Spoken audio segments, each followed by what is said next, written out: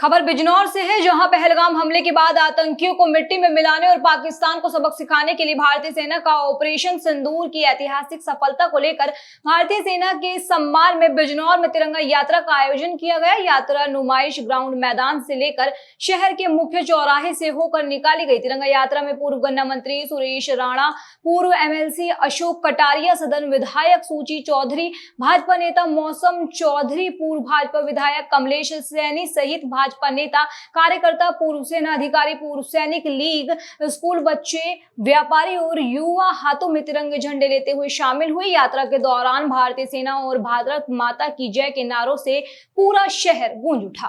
आज बिजनौर के सड़कों पर हजारों की संख्या में हमारे वरिष्ठ नागरिक, समाज सेवी, किसान, पूर्व सैनिक सजमे के साथ सड़क पर निकले हैं हमारी जाबाज सेना को सैल्यूट करने के लिए और सब बड़े मन के साथ धन्यवाद कर रहे हैं भारतीय सेना का।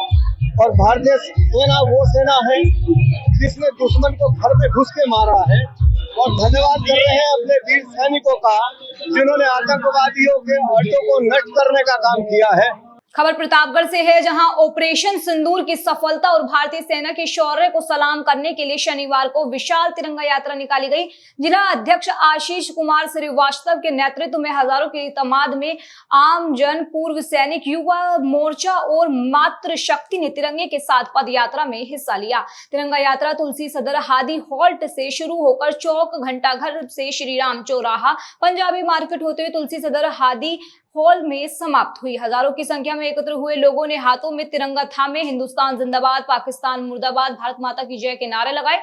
यात्रा में शामिल लोगों ने कर्नल सोफिया कुरैशी व विंग कमांडर व्योमिका सिंह की तस्वीर लेकर भारत की इन दो बहादुर बेटियों को दुश्मनों को सबक सिखाने में अहम भूमिका निभाने पर धन्यवाद दिया।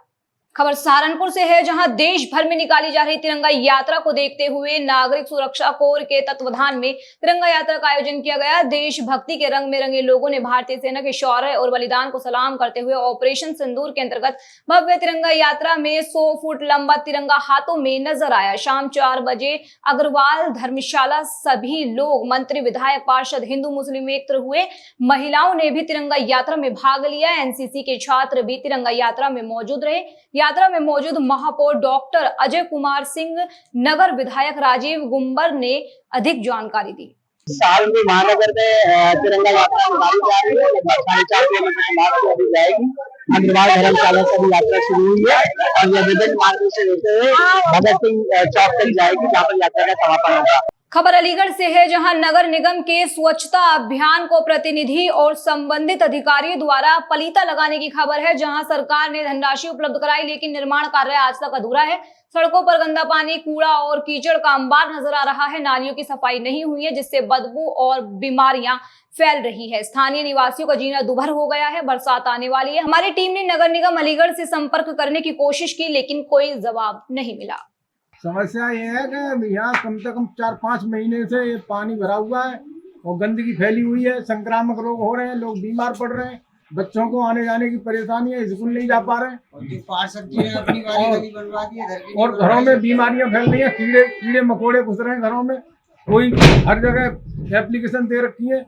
खबर अलीगढ़ से है, जहां कुरैशी समाज के लोगों ने सड़कों पर उतर कर्नल सोफिया कुरैशी के अपमान के बदले भाजपा मंत्री को जेल भेजने की मांग की। सोफिया कुरैशी को लेकर भाजपा मंत्री द्वारा दिए गए बयान के बाद अलीगढ़ में कुरैशी समाज ने भाजपा मंत्री का पुतला भी फूंका। बता दें कि कर्नल सोफिया कुरैशी को लेकर भारतीय जनता पार्टी के मध्य प्रदेश के मंत्री विजय शाह द्वारा विवादित बयान दिया गया था। पूरे मामले पर अलीगढ़ मुस्लिम विश्वविद्यालय के छात्र नेता जानिब हसन के द्वारा बताया गया, मौजूदा हालात में जिस तरह से बेटियों को लेकर सरकार के द्वारा तमाम योजनाएं चलाई जा रही हैं, वहीं बेटियों को लेकर मौजूदा सरकार के एक मंत्री के द्वारा विवादित बयान दिया जा रहा है। एसीएम आशुतोष कुमार सिंह के द्वारा बताया गया, कर्नल सोफिया को लेकर महामहिम राष्ट्रपति के नाम एक ज्ञापन अल कुरैश समिति के द्वारा जिलाधिकारियों के नाम से उन्हें सौंपा गया है। उनके द्वारा ज्ञापनों को प्राप्त कर लिया गया है। इस ज्ञापन को आगे उचित कार्यवाही के लिए भेज दिया जाएगा।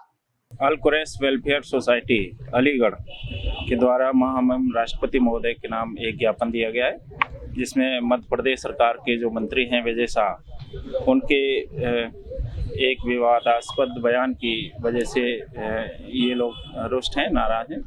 तो अपनी शिकायत महामहिम राष्ट्रपति तक पहुंचाने के संबंध में इन्होंने ज्ञापन दिया है, जिसको जल्द से जल्द जो है उचित माध्यम से राष्ट्रपति महोदय तक पहुंचाया जाएगा।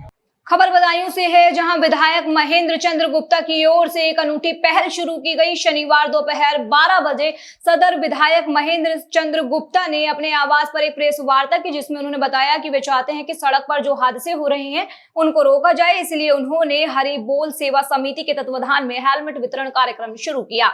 वे जगह जगह हेलमेट वितरण कर रहे हैं और लोगों से आह्वान कर रहे हैं कि यातायात के नियमों का पालन करें और हेलमेट लगाएं। इस्लामिया इंटर कॉलेज के निकट आम जनता को उन्होंने हेलमेट वितरण किए और उनसे कहा कि हेलमेट लगाकर चलें और यातायात के नियमों का पालन करें, जिससे सड़कों पर हो रहे हादसों को रोका जाए। इस मौके पर पत्रकारों ने भी उनके साथ मिलकर हेलमेट वितरित किए। कि भाई इनके हेलमेट नहीं